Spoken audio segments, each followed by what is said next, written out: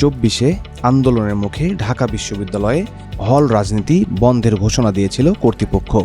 বছর না গড়াতে বিএনপির অঙ্গ সংগঠন ছাত্রদল ঢাবির বেশ কয়েকটি হলে কমিটি ঘোষণা করে। এ নিয়ে ক্যাম্পাসে ফের উত্তেজনা তৈরি হয়। মিছিল স্লোগান নিয়ে ক্যাম্পাসে নামেন হলের শিক্ষার্থীরা। এবারও বিক্ষোভের মুখে কর্তৃপক্ষ জানায়, হল রাজনীতি বন্ধের যে সিদ্ধান্ত ছিল সেটাই বহাল থাকবে। এতে শিক্ষার্থীদের একাংশকে শান্ত করা গেলেও মিশ্র প্রতিক্রিয়া জানিয়েছেন ছাত্রনেতারা। কেউ বলছেন আসন্ন ডাকসু নির্বাচন সামনে রেখেই রাজনৈতিক সুবিধা পেতে এমন দাবি তোলা হচ্ছে। কেউ বলছেন এটি সাধারণ শিক্ষার্থীদের দাবি। আবার কেউ বলছেন আবাসিক হলে ছাত্র রাজনীতি বন্ধের সিদ্ধান্ত প্রশাসনের অদূরদর্শিতারই প্রকাশ। ছাত্রদলের কমিটি দেওয়াকে কেন্দ্র করেই ছাত্র রাজনীতি বিরোধী মব তৈরি করা হয়েছে বলে মন্তব্য করেছেন ঢাবি শাখা ছাত্র ইউনিয়নের সভাপতি মেঘমল্লার বসু। তারা যখন হল কমিটি দিল তখন আসলে এই আশঙ্কাটা অনেক মানুষের মনে দৃঢ় হয়েছে। এর আগে যখন ছাত্র ইউনিয়নের হল কমিটি প্রকাশিত হয়েছে জগন্নাথ হলে, বা আমরা দেখতে পেয়েছি যে শিবিরের তো গুপ্ত কমিটি সব জায়গাতেই আছে, কমিটি না, টিম সব জায়গাতেই আছে। এর বাইরে অন্যান্য সংগঠনগুলি বাকছাস বলুন, তাদেরও কিন্তু শিক্ষার্থীরা হলে অবস্থান করে এবং তাদেরও হল ভিত্তিক নানান রকম মুভ আছে। কিন্তু ছাত্রদলের ক্ষেত্রে যেহেতু এরকম একটা ন্যারেটিভ তৈরি করা হয়েছে ছাত্রদল কিছুদিনের মধ্যে হল দখল করতে আসবে, সে কারণে ছাত্রদলের হল কমিটি দেওয়াকে কেন্দ্র করে এই যে রাজনীতি বিরোধী মব, এই রাজনীতি বিরোধী মবকে অ্যাক্টিভেট করা সবচেয়ে সহজ হয়েছে, যেহেতু ছাত্রদলকে কেন্দ্র করে অতীতের কিছু ট্রমা শিক্ষার্থীদের মধ্যে রয়েছে।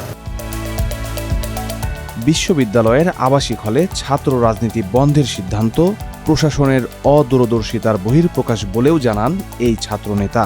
আমাদের প্রশাসনের কোনো ধরনের রাজনৈতিক প্রজ্ঞা নাই এবং আমাদের প্রশাসনের কোনো ধরনের মেরুদণ্ড নেই। তার ফলে তাদেরকে যে দিক থেকে চাপ দেয় তারা তখন ওই মুহূর্তে এক ধরনের প্রাণে বাঁচার জন্য সেই অনুযায়ী সিদ্ধান্ত নেয়। আবাসিক হলে ছাত্র রাজনীতি বন্ধের পক্ষে শক্ত অবস্থানে বৈষম্য বিরোধী ছাত্র আন্দোলনের সাবেক মুখপাত্র উমামা ফাতেমা। তিনি বলছেন দখলদারত্বের রাজনীতি ফেরত আসবে এমন আশঙ্কা থেকেই হল রাজনীতি বন্ধ চান সাধারণ শিক্ষার্থীরা। সব স্টুডেন্টের মধ্যে একটা আশঙ্কা যে আজকে থেকে 5 বছর পর হোক 10 বছর পর সেই দখলদারিত্বের রাজনীতি কি ফেরত আসবে কিনা। এবং এখনো পর্যন্ত আমাদের ইউনিভার্সিটি প্রশাসন ঘোষণা দিয়েছে যে হলে কোনো ছাত্র রাজনীতি থাকবে না। তো তাহলে যাদের কমিটি ঘোষণা হয়েছে তাদের কি হবে, যে ওই স্টুডেন্টগুলো তো হলেই আছে। তো এই যে একটা জটিল পরিস্থিতি, এটা সমাধান করার দায়িত্বটা কার? এটা তো প্রশাসনের। কিন্তু প্রশাসন আমরা দেখছি ব্যাকডোর দিয়ে কিন্তু তারা এখানে পলিটিক্যাল অর্গানাইজেশনগুলোকে হলে এন্ট্রি দিচ্ছে, নানান ধরনের ফ্যাসিলিটেট করে তারা কিন্তু পলিটিক্যাল অর্গানাইজেশনগুলোকে হলে এন্ট্রি দেয়া এবং তাদেরকে এক ধরনের একটা লেজিটিমেসি দেওয়ার চেষ্টা করছে। সো এই সংকটটা আমার মনে হয় যে নিরসন করাটা জরুরি।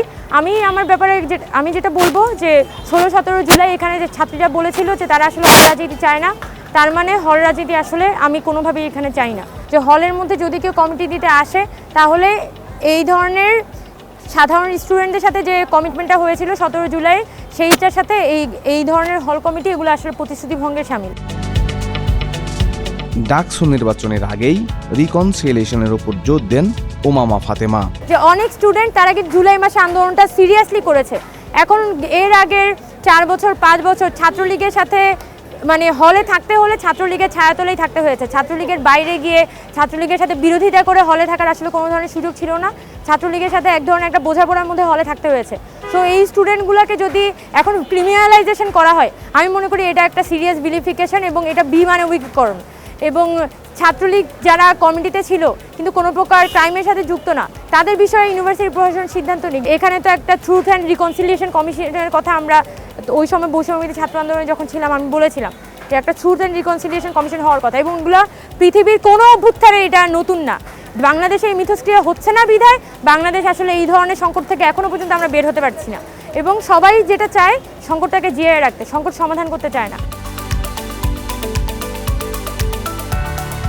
এদিকে ডাকসু নির্বাচন সামনে রেখে প্রতিপক্ষরা আবাসিক হলে ছাত্র রাজনীতি নিষিদ্ধের দাবি তুলেছেন বলে মন্তব্য করেছেন বাংলাদেশ জাতীয়তাবাদী ছাত্র দলের ঢাকা বিশ্ববিদ্যালয়ের বিজয় 71 হলের আহ্বায়ক। ডাকসুতে যখন একটা ছাত্র সংগঠনের হলে 50 জন কর্মী আছে, আরেকটা ছাত্র সংগঠনের 5 জন কর্মী আছে, আপনি কে এগিয়ে থাকবে? স্বাভাবিকভাবে যার 50 জন কর্মী আছে সে এগিয়ে আছে। হলগুলোতে আমাদের যে কমিটির আকার, সেই আকার আসলে আমাদের যে সাংগঠনিক অবস্থান তারই কিন্তু প্রকাশ করে এবং সেই জায়গা থেকে আগামী ডাকসুতে হল সংসদগুলোতে আমরা যে ভালো ফাইট দেব বা অন্য যে কোনো সংগঠন আমাদের কাছে জয় পেতে বেগ পেতে হবে সেটা কিন্তু প্রমাণিত হয়। সেই জায়গা থেকে আমি মনে করি তারা ভীত সন্ত্রস্ত হয়ে আমাদের বিরোধিতা করছে। বাস্তবতা হচ্ছে তারা যে ছাত্র রাজনীতি হলগুলিতে নিষিদ্ধ চায় না এবং এটা যে স্রেফ একটা মেকি আয়োজন, তার প্রমাণ হচ্ছে যে পূর্ববর্তী সময়ে যেসব সংগঠন কমিটি দিয়েছে সেই সংগঠনগুলোর বিরুদ্ধে কিন্তু তারা কোনো আওয়াজ তোলেনি এবং আমরা কিন্তু 1 বছর পরে 5 আগস্টের পরে 1 বছর পরেই কিন্তু আমরা কমিটি ঘোষণা করছি, তার আগেই অনেকে করে ফেলেছে। কোনো সংগঠনের হল কমিটি নিষিদ্ধ করার এখতিয়ার বিশ্ববিদ্যালয় প্রশাসনের নেই বলেও জানান তিনি। ছাত্র রাজনীতি নিষিদ্ধ হয়েছে এই বিষয়টাকে আমরা এখনও ওইভাবে দেখছি না। আমরা মনে করি এটা হায়ার অথরিটি, যারা কনসার্ন অথরিটি আছে, they will take the decision এবং বিশ্ববিদ্যালয়ের প্রক্টর বা ভিসি কারোর একক এখতিয়ার নেই বা হল প্রভোস্টের একক এখতিয়ার নেই এই বিষয়ে নিষিদ্ধ করার। সুতরাং এখানে 73 এর যে অধ্যাদেশ সেইটা সংশোধন এবং আমাদের সাংবিধানিক যে ধারা আছে সেগুলো সব কিছু সমন্বয় করে আসলে সার্বিক সিদ্ধান্ত, যেটা স্টেবল সিদ্ধান্ত নিতে হবে। এর আগে আসলে কোনো সিদ্ধান্তে আসার সুযোগ নেই। ডাকসু নির্বাচন যতই ঘনিয়ে আসছে ততই জটিল হচ্ছে নির্বাচনী সমীকরণ। নির্বাচনে জিততে বিভিন্ন কৌশলে এগোচ্ছেন ডাকসুর সম্ভাব্য প্রার্থীরা।